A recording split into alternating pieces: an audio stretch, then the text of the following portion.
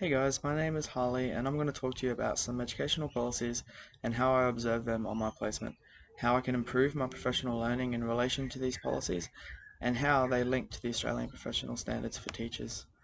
We'll get started with the Inclusive Education Policy, which aims to make sure every child in Queensland, regardless of their social, cultural, community, family background, identity and ability, can attend their local school and be welcomed to learn in a safe and supportive environment that is free from bullying, discrimination and harassment.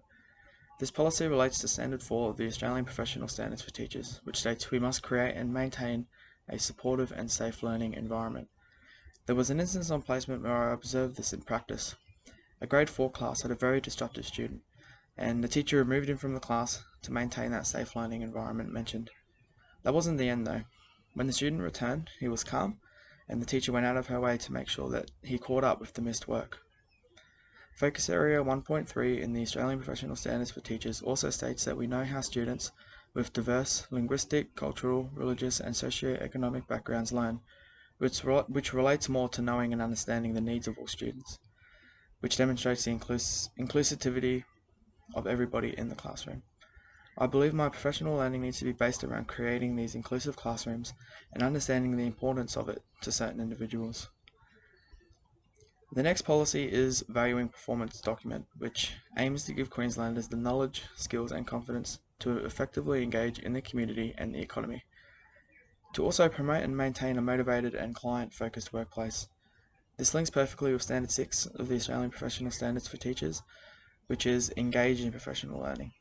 This was observed significantly on placement as we got to sit in at staff meetings that covered this.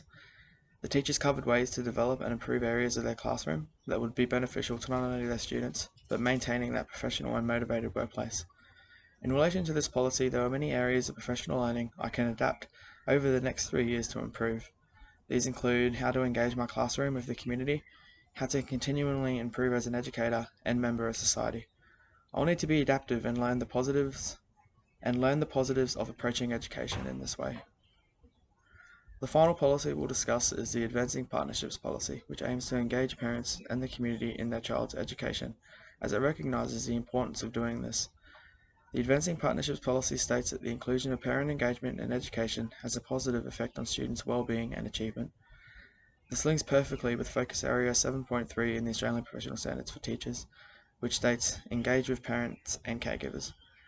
This is done by establishing and then maintaining those collaborative relationships with parents that are built around their child's learning and well-being. Due to COVID, it was difficult to observe this face-to-face due to parent restrictions and not being allowed on school grounds, but it was beneficial to see how teachers engaged parents online. Regular emails were sent to the parents in regard to both negative and positive behaviours.